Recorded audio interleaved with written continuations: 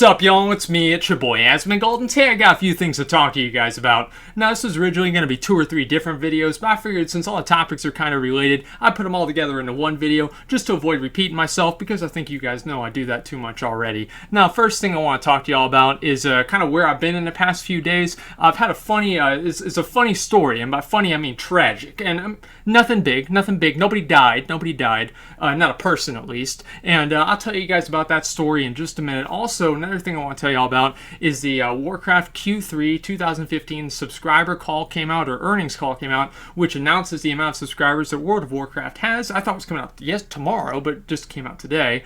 And anyway, World of Warcraft has lost 100,000 subscribers, which that means that it's down to 5.5 million subscribers, because it was at 5.6 before. Math. And anyway, so I kind of want to talk to y'all about that. I'm actually really surprised, TLDR. I'm pretty surprised that it's not more, and I'm very glad, of course, because more people playing, more people watching my videos, always good for me, and I think it's good for everybody, because hypothetically, that would give them more money for development.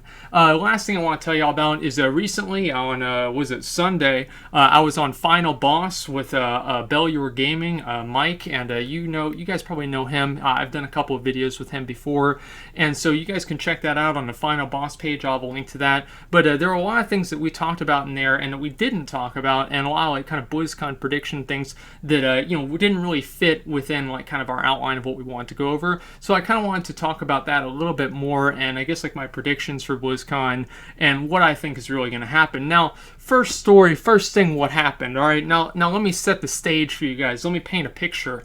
Let me tell you guys a story. Now, it's 2:30 in the morning. I'm driving to the McDonald's drive-thru with my mom to get some nuggets, right? Some nuggets and a drink. And I pull up to the drive-thru and they say, "Can I take your order?" And my car dies. And my car dies completely. Like, I was just driving around and all of a sudden my power steering just stopped working. And I was like, I was going off of like an hour of sleep for like the past like 24 hours. So the only thing I did when that happened is I just blinked. I was just like, I wouldn't even, like, I was so tired, I couldn't even get mad, right? And so I had to get my mom to drive the car, push the car out of the McDonald's drive-thru. They were confused as hell because we're there all the time. And we'd pull it over there, and it's like raining the next day, finally get the car towed. And then the day of the Final Boss episode, and I think I might have said this in the show, is that I had a hell of a day. Because let me tell you guys a story. Let me tell you guys what happened. Really, I've said that a number of times, but listen, like, let me just cut to the chase. My fucking car is totaled, and so now I've got to get a new car. And I mean, like, I could fix the old one, but I mean, like, it's like the bird shit mobile. Like, before it rained a whole lot here because I'm in Austin. It was like a huge rainstorm. It was the bird shit mobile, but the only special ability that my car had is it would break down. And so I'm really glad, honestly, that it happened. I mean, I'm not glad. Like, I'm relieved. It's like I knew it was going to happen eventually. I'm just glad it didn't happen on the highway.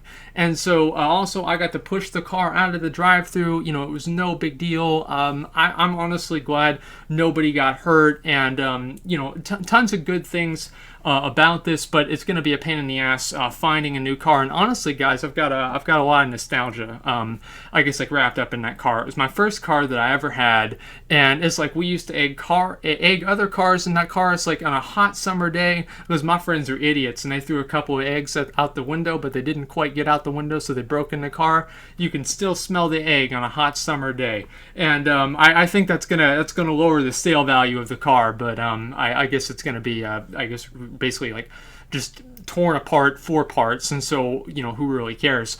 But anyway, I've still got people have drawn like little dicks on the back window on previous like times when it was really cold, and I don't know, but there are a lot of good things about this, because my radio only has 1 button left on it. As I said, it does smell like eggs. That it's like a nice thing to think about, but whenever you're driving around smelling eggs all day, not a good time.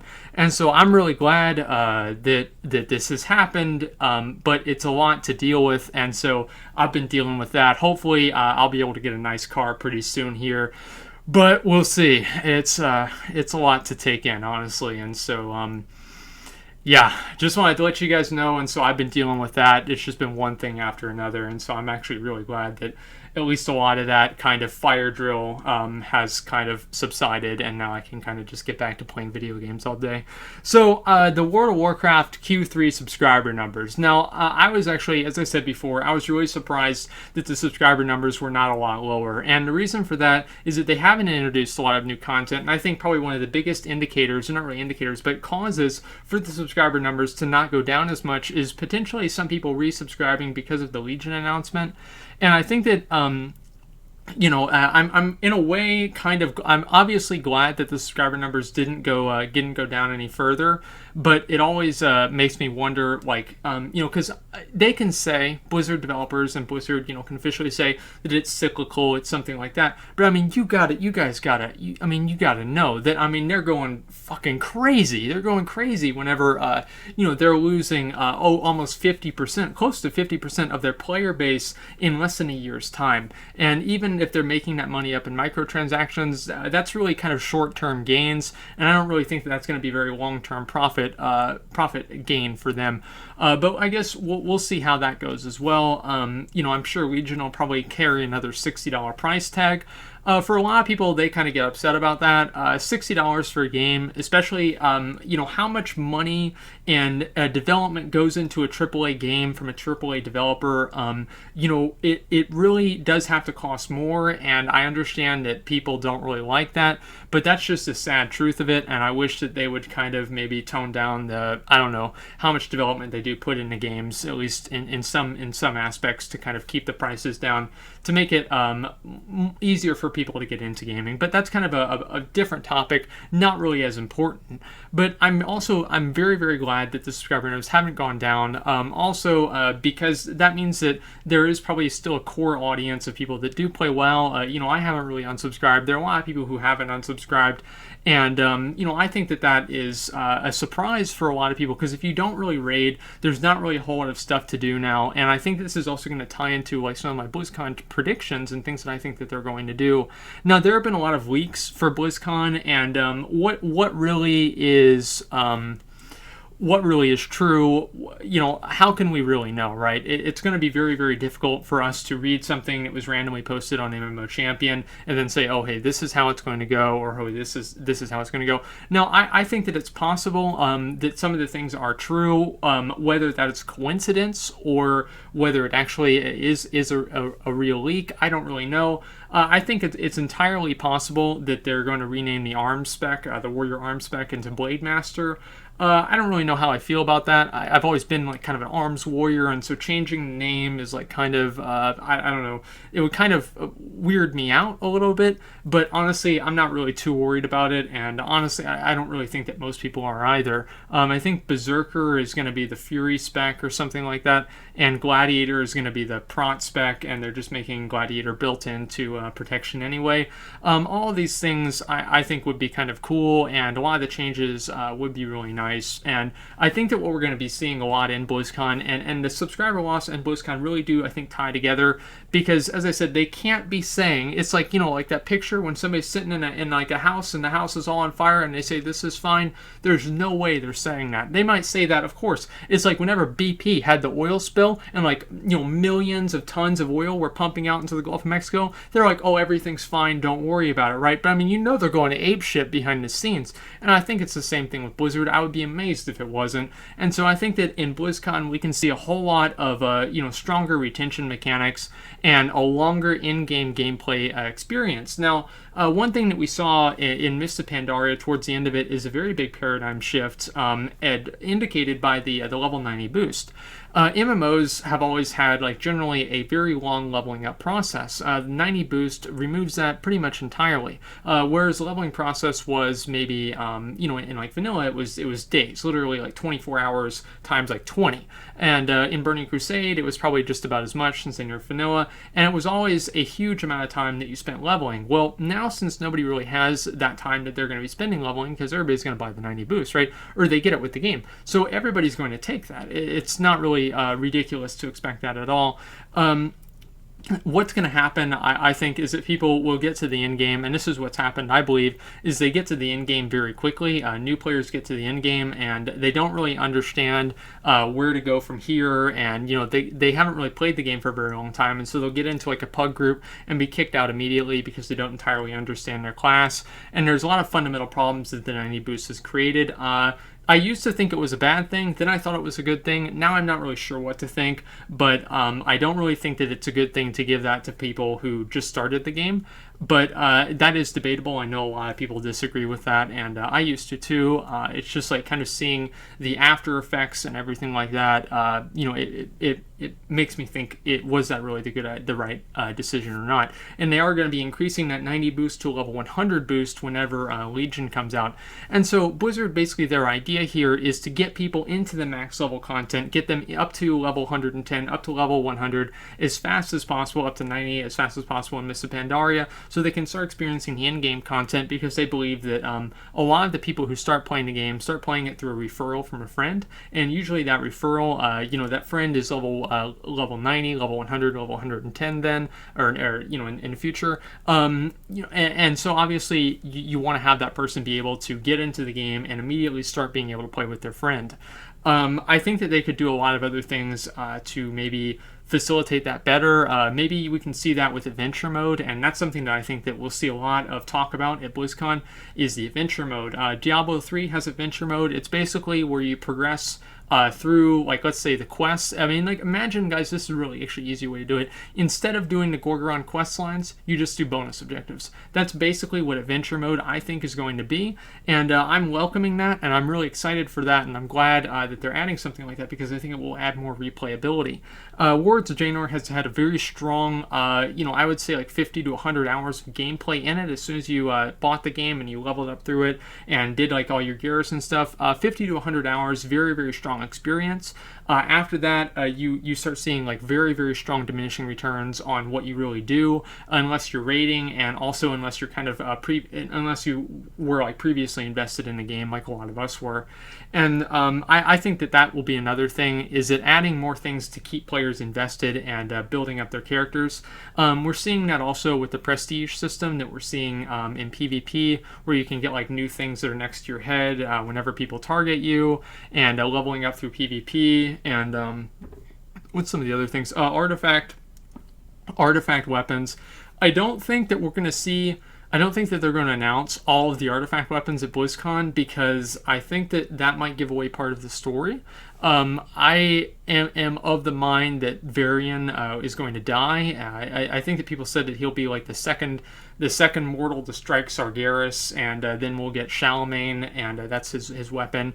And it gets broken in half, and so warriors can dual wield each piece of that. I think that would be really, really cool. I like Varian as a character, and it would be sad to see him go. But I think they've done so much development with Audwin Warren, his son, that we can, and you can even see that in the cinematic. Not really the cinematic, but like kind of the game cinematic for Legion. That Audwin is much older now, and is like kind of an adult, and so there's been a lot of development with him, especially in Mists of Pandaria, and a little bit in Wards of Draenor, and so that I think is a very good thing, and hopefully if they do make that transition, we can kind of hope that it'll be done in the best way possible. So I don't think that they'll introduce all the new artifact weapons, maybe a few more, but I think that we'll really know what they all are, either whenever the alpha comes out, or after the cinematic, whichever one comes first, which I'm not really sure of. Anyway, so that's one of the main things that I'm really kind of excited for, and I'm really actually excited to see the cinematic. I think it was awesome, and like even if people hated WoD, like that cinematic was fucking amazing. I remember I woke up early just to watch that one thing. So anyway, basically, like what I'm really trying to get at here with all of this is that they're going to be adding more retention mechanics, and they've also specifically said that they're going to be doing away with a number of the time gating mechanics, and so we're talking like the doing the ship missions that take like 18 hours, having to wait for your daily cooldown for professions. I'm sure that there still will be some daily cooldown stuff, but for the most part, I think that they're going to be moving over to more of like kind of a Burning Crusade profession style, where you just farm up the items, but it takes a lot of items in order to create what you're looking to get. I don't really know if that's going to happen or not, but that's just what I expect. Because they said that professions are going to play a really big part in Legion, and also I think that really that's a good thing also, because like professions do a really, really good job in giving players a means for solo progression, and a lot of people don't really like to raid. They don't really like to do things in groups. My mom's one of those people. She doesn't really ever group with anybody, and so giving somebody professions, a wheel that they can turn, like a hamster wheel, that's pretty much what all games really are. Is they're all basically one hamster wheel or another, especially like RPGs like this. And so giving people one of those hamster wheels, basically, that is rewarding and enjoyable, I think obviously that's what keeps people playing the game. And, I think that they're realizing that, and especially with the language that they've been using, and, the more character development things that seem to be taking they will take a lot of time, like the prestige system in PvP, artifact weapons where you level up the weapon. All of these things are going to be character investment, which is a very good thing in my opinion. Now, another thing that a lot of people are kind of wondering about, and I'm really hoping for, is them removing some of the difficulties that are in raids right now. I think it's been a huge problem ever since realistically probably like Mists of Pandaria, but even into Cataclysm. The end of Cataclysm was also kind of a problem, where you don't really play the expansion, you play the patch. And so now, because Hellfire Citadel gear just completely overpowers the Blackrock Foundry gear, even at the weaker like normal mode levels, there's no reason to do Blackrock Foundry, and whenever you remove an incentive for people to do it, people are not going to do it. So instead of having like 3 raids that you progress through, you now just do Hellfire Citadel 3 times. And I don't really think that that's a very fun, way of progressing your character, and it doesn't really make you feel like you're moving forward. It makes you feel like you're kind of moving backwards after you just killed like Heroic Archimond, and now you're wiping on Mythic Assault, right? Like I don't know, like I wouldn't really like that, okay? And I didn't. I thought it was really kind of dumb. Personally, they said that they might get rid of LFR, or no, sorry, they didn't say that. Blizzard never said that, but they've indicated something that might be similar to that, which is the normal mode changes, making normal mode significantly easier and allowing people to kind of just queue up into that and get it done no problem. I think that's indication that they might be thinking about getting rid of LFR. A lot of the leaks, I think all of the leaks really, that came from all the different, locations, which could all again be false, but I think it's entirely possible that they might get rid of LFR in Legion. Obviously, I think that would be a good thing, but I don't really know if it'll happen. I find it unlikely. But it is possible, and so we'll have to wait and see. It's only in a couple of days, but I think that no matter what, even if they don't get rid of LFR, they're going to get rid of at least one difficulty. I thought it was kind of funny in the last BlizzCon or whatever, whenever they were talking about how, well, there's too many difficulties now with, LFR, Flex, Normal, and Heroic, so now what we're going to do is we're going to rename Flex to Normal Mode and then add in Mythic, so now we also have 4 difficulties. It really didn't make a lot of sense to me, and I think that even though they didn't do it, even though they didn't reduce the amount of difficulties that they had, I think that that's a goal for them, and Legion would probably give them a good place to do that, considering that, I think that also they might be gearing towards, maybe catering to a more, RPG audience. And the reason that I say that is because a lot of people, honestly, this is a subscription game, and so Blizzard's business model is to keep people engaged and keep people playing in the game, and so it's kind of in their best interest to facilitate experiences and gameplay that keep people that are, OCD, and they want to keep, advancing and progressing their character, and they do really get off on those RPG elements, going through the different raids and everything like that, making your character progressively stronger. And casual players, in a game like World of Warcraft, unless they're paying the microtransactions, I don't really think that they're as stable of something that they can rely on as much as their hardcore, more dedicated players. And so you could maybe see them trying to keep those players into the game longer, or at least facilitating something that will make those players feel like they're being rewarded for their time. That's something that I think was really missing in Warlords of Draenor, and also not as much in Mists of Pandaria, but still in Mists of Pandaria. And so I think that that's a real big possibility. Honestly, I really wish, like, this is just my own personal opinion, is I wish they would go down to literally one raid difficulty, and they have like maybe toggleable hard modes like Ulduar on not even every boss. You know, kind of how they had the elite mode in what was it? What was that dungeon? Terrace of the Endless Spring. And you could kill, I don't know, I think it was like Professor, or not Professor, like Protector Kalen, which was like the melee guy last, and you got like a little bit better gear. I thought that was really cool, and if they could add in more things like that into raids, and then make the base boss encounters a little bit easier, so people could kind of get in there and, you know, do that stuff, and not necessarily, you know, have to get on Ven and do all this work. Now, another thing that actually just reminded me of is recently Blizzard announced that they are partnering with, or they bought, or basically what it comes down to is that they're going to be adding in a voice chat system. Now, I think that this is primarily for Overwatch, but I wouldn't be surprised to see it make its way into World of Warcraft as well. Why, you guys might not even know this, but there is actually a World of Warcraft voice chat right now. It's just nobody uses it. I remember the first day we tried to use it. It was like in like Sunwell or something like that, and I couldn't even turn it on, right? And so I don't even think most people know it exists. And that's kind of going to solve a lot of problems, I think, for Blizzard, especially in terms of like RBGs. Like DDoSing is a very, very big problem in RBGs, and a lot of the ways that people get certain IP addresses from other players is through Skype. And so if you had a client-based, or sorry, not a client-based, a server-based voice chat system, it would be much more difficult to collect those IP addresses, and that would kind of, I guess, like clean up and remove one of those really, really big problems that Blizzard doesn't really have control over, but still affects their game negatively. And so I really do hope they add in a strong voice chat system. I think like having you know, that personal connection to people, you know, MMOs, and I think that games in general that are multiplayer function best whenever people play with friends. And the way you really kind of make friends is you make friends with a person, not a player.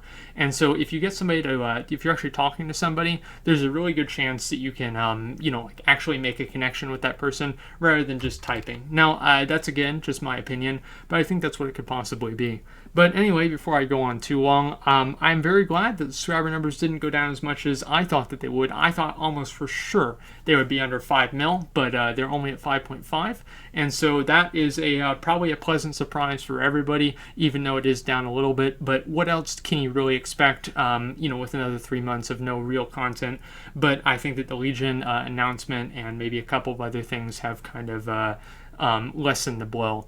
Now, for BlizzCon, again, I basically just think that they're going to be trying to give players more reasons to log in and play, and longer, I guess, like longer grinds and less time-gated grinds, and probably also reducing the amount of difficulty levels in dungeons, and maybe in dungeons, I don't know, I can't really see them getting rid of mythic dungeons, but I can also see them maybe getting rid of challenge modes. Whether that's a good or a bad thing, it's debatable, but you know, we'll see how that goes. But I can almost guarantee that they're probably going to do something with the raids, because there have been a lot of people who've been voicing my concerns, independent of myself. And so hopefully they do, but we'll know in less than a week by now. I think less than a week. Yeah, less than a week. So anyway, guys, that's pretty much all I got. Just wanted to make a video, talk to you guys about those subjects, and also let you guys know, as I said before, where I've been.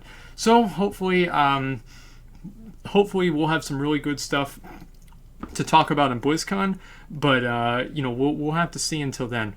But that's pretty much all I got. So thanks for watching, and like, comment, subscribe.